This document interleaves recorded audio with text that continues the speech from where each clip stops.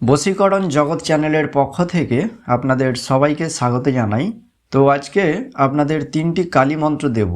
এই 3টি কালী মন্ত্রের বিশেষ উপকারিতা রয়েছে।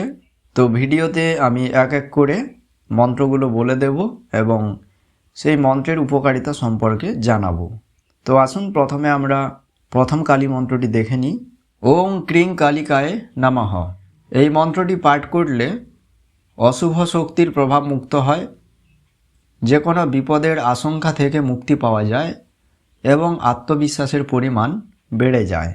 আসুন এখন বিশেষ কালী মন্ত্রটি আপনাদের বলি।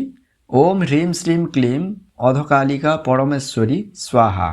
এই মন্ত্রটি পাঠ করলে শরীর ও মন ভালো হয়ে ওঠে, রাগ, ইগো, হিংসার মতন ধ্বংসাত্মক অনুভূতিগুলির প্রভাব কমে যায়।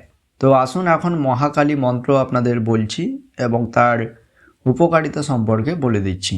ওং ক্রিং ক্রিং হ্রিং হ্রিং হিং হিং দক্ষিণে কালীকে ক্রিং ক্রিং ক্রিং হ্রিং হ্রিং হ্রিং হ্রিং হ্রিং স্বাহা।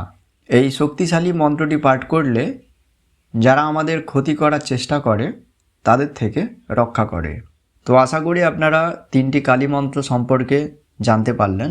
ভিডিও ভালো লাগলে লাইক, শেয়ার এবং সাবস্ক্রাইব করতে ভুলবেন না। সবাই ভালো থাকবেন। ধন্যবাদ।